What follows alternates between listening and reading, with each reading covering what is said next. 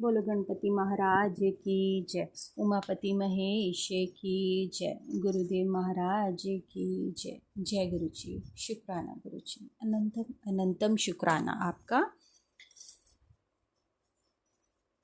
शिव पुराण day 6। भगवान शिव के लिंग एवं साकार विग्रह की पूजा के रहस्य तथा महत्व का वर्णन। सूची कहते हैं, सोनक जो स्वर्ण, कीर्तन और मनन इन तीनों साधनों के अनुष्ठान में समर्थ न हो, वह भगवान शंकर के लिंग में मूर्ति की स्थापना करके नित्य ही उसकी पूजा करे तो संसार सागर से पार हो सकता है।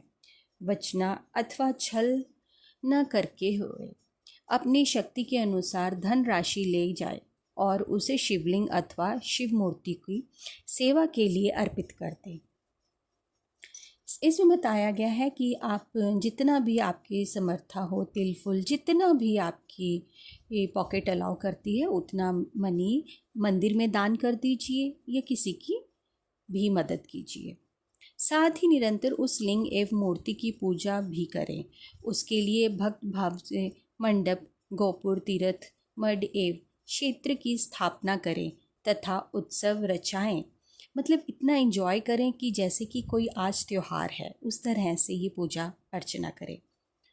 वस्त्र, गंध, फूल, धूप, दीप तथा पूजा और शाक आदि व्यंजनों से युक्त भक्ति भाव से ही यक्ष भोजन अन्न नैवेद्य के रूप में समर्पित करें। छत्र, ध्वजा, वजन, चामर तथा अन्य ही अंगों सहित ही राजोपकार की भांति सब समान भगवान शिव के लिंग एवं मूर्ति को चढ़ाएं। प्रदक्षिणा, नमस्कार तथा यथाशक्ति जप करें। आवाहन से लेकर ही विसर्जन तक सारा कार्य प्रतिदिन भक्ति भाव से संपन्न करें।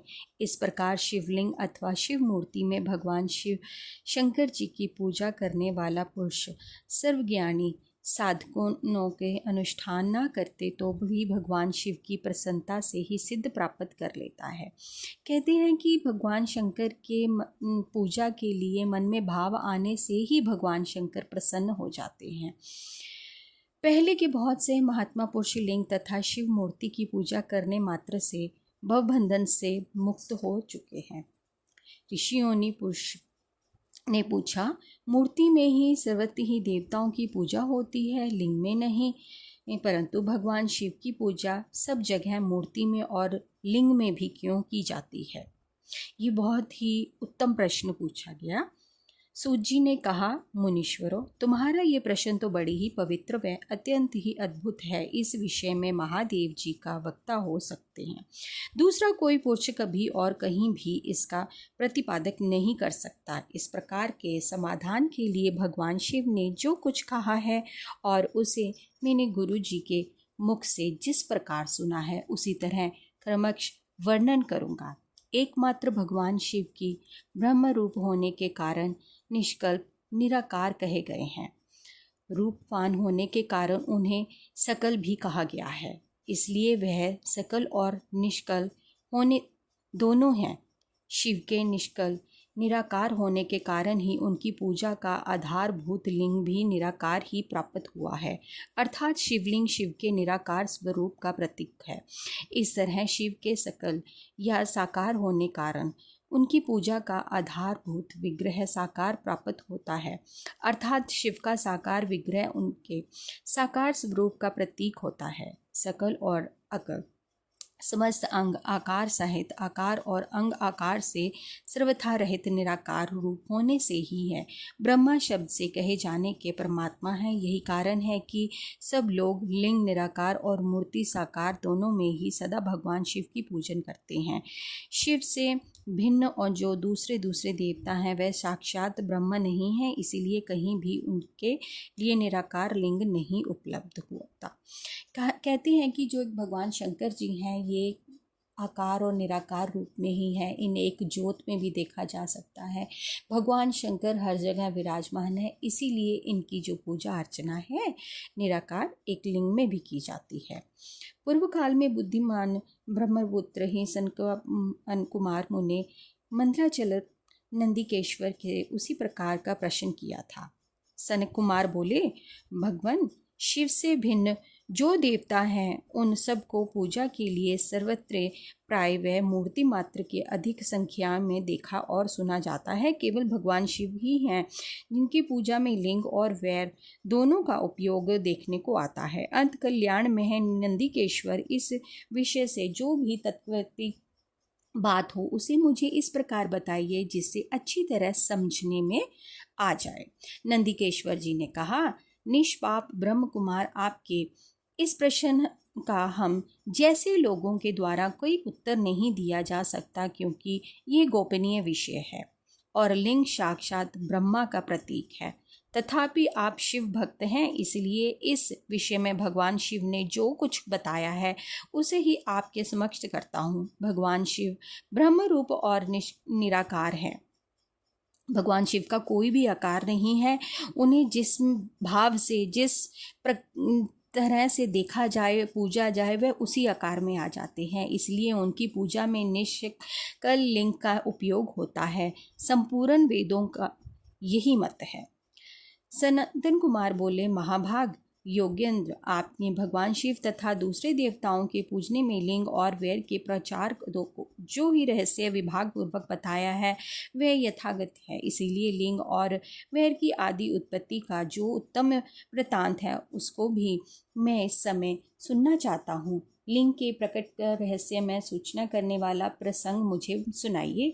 इसके से नंदिकेश्वर भगवान महादेव निष्कल्प स्वरूप लिंग का ही अविभाव का प्रसंग सुनना आरंभ किया। उन्होंने ब्रह्मा तथा विष्णु के विवाद, देवताओं का व्याकुलता एवं चिंता, देवताओं के दिव्य कैलाश शिखर पर ही गमन, उनके द्वारा ही चंद्रशेखर महादेव का सत्वन, देवताओं से प्रेरित एक महादेव जी का ब्रह्मा और विष्णु के विवाद स्थल में आगमन तथा तो दोनों के बीच में निष्कल आदि अत्यंत ही भीषण ही अग्निस्तंभ के रूप में उनका भाव आदि प्रसंगों की कथा कही। तदनंतर श्री ब्रह्मा और विष्णु दोनों के द्वारा ही उस ज्योति निमरते ही उत्सव की ऊंचाई और गहराइयों का था लेने की चेष्टा एवं कैतिकी पुरुष के शाब्द, वरदान आदि के प्रसन्न भी सुनाए। बोलो शंकर भगवान की जय। महेश्वर का ब्रह्मा और विष्णु को अपने ही निष्कल और स्कल्प स्वरूप का परिचय देते हुए लिंग पूजन का महत्व बताया। इसमें हमें लिंग पूजन का महत्व बताते हैं। नंदिकेश्वर कहते हैं कि तदनंतर वह दोनों ब्रह्मा और विष्णु भगवान शंकर को प्रणाम करके दोनों हाथ जोड़ उनके दाएं बाएं भाग में चुपचाप खड़े हो गए। फिर उन्होंने वहां साक्षात प्रकट पूजनीय महादेव जी को श्रेष्ठ आसन पर स्थापित करके पवित्र पुरुष वस्तुओं द्वारा उनका पूजन किया।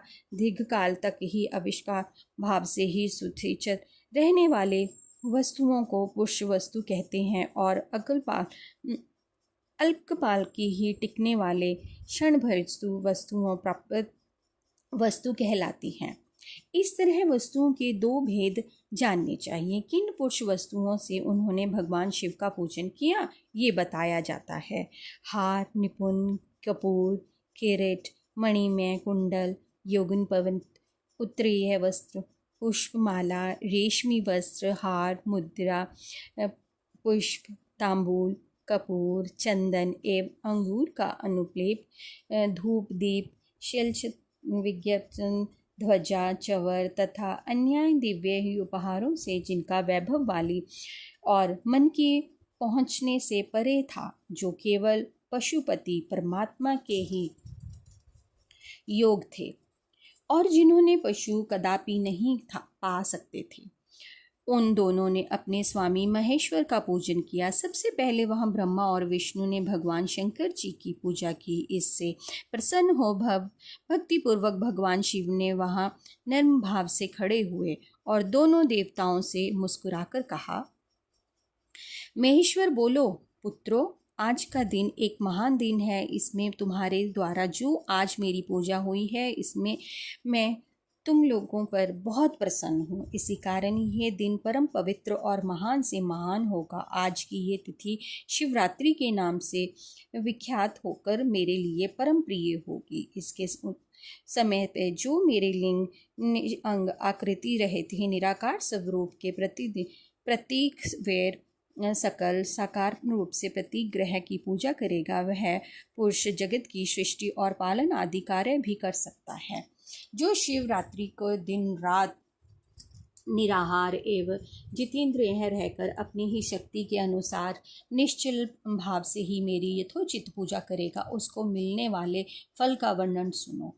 1 वर्ष तक निरंतर मेरी पूजा करने पर जो फल मिलता है, वह सारा फल केवल शिवरात्रि को ही मेरा पूजन करने से मनुष्य तत्काल प्राप्त कर लेता है। जैसे पुण्य चंद्रमा का उदय समुद्र की वृद्धि अवसर है, उसी प्रकार ये शिवरात्रि तिथि मेरे धर्म की वृद्धि का समय है। इस तिथि में मेरी स्थापना आदि का मंगलमय उत्सव होना चाहिए। पहले मैं जब ज्योतिर्मय सितंबर से ही प्रकट हुआ था, वह समय मार्गशी मास में अर्थात नक्षत्र के युक्त ही पूर्णमासी या प्रतिपदा है। जो पुरुष मार्गशीर्ष मास में ही अर्थात नक्षत्र होने पर पार्वती सहित मेरा दर्शन करता है, अर्थात मेरी मूर्ति या लिंग की ही झांकी करता है, वह मेरे लिए कार्तिकेय भी अधिक प्रिय है। उस शुभ दिन को मेरे दर्शन मात्र से पूजा फल प्राप्त होता है। यदि दर्शन के साथ साथ मेरा पूजन भी किया जा सके तो इतना अधिक फल प्राप्त होता है कि उसका वर्णन नहीं हो सकता। वहाँ पर वह लिंग रूप में प्रकट होकर बहुत बड़ा हो गया था। अंत वह लिंग के कारण यह भूतल लिंग स्थान के नाम से ही प्रसिद्ध हुआ। कहते हैं कि जहाँ पे भगवान शंकर जी लिंग रूप में प्रकट हुए, बहुत बड़ा लिंग स्थापित हुआ और उसका नाम इसी लिंग स्थान के नाम से ही प्रसिद्ध हुआ। जगत के लोग इसका दर्शन और पूजन कर सके, इसके लिए यह अनादि और अनंत ज्योति समस्त ही अथवा ज्योतिर्मय लिंग अत्यंत ही छोटा हो जाएगा। यह लिंग सब प्रकार के भोग सुलभ करने वाले तथा भोग और मोक्ष का एकमात्र साधन है। इसका दर्शन, स्पर्श और ध्यान किया जाए तो यह प्राणियों के जन्म और मृत्यु के कष्ट को छुड़ाने वाला है। अग्नि में पहाड़ जैसा जो यह शिवलिंग यहाँ प्रकट हुआ है, इसके कारण यह स्थान अरुणाचल नाम के प्रसिद्ध होगा। यहाँ अनेक प्रकार के बड़े बड़े तीर्थ प्रकट होंगे। इस स्थान में निवास करने या मरने से जीवों का मोक्ष तक हो जाएगा। मेरे 2 रूप हैं, सकल और निष्कल। दूसरे किसी के ऐसे रूप नहीं हैं। पहले मैं स्तर रूप में ही प्रकट हुआ, फिर अपने ही साक्षात रूप से ब्रह्मा भाव मेरा निष्कल रूप से और महेश्वर भाव सकल रूप, ये दोनों ही मेरे ही सिद्ध रूप हैं। मैं ही पर ब्रह्मा परमात्मा हूँ। कलयुग का ही कल मेरे ही स्वरूप हैं। ब्रह्म रूप होने के कारण मैं ईश्वर भी हूँ। जीवों पर अनुग्रह आदि करना मेरा कार्य है। ब्रह्मा और केशव में सबसे ब्रह्म बेहतर और जगत की वृद्धि करने वाला होने के कारण ब्रह्मा कहलाता हूँ।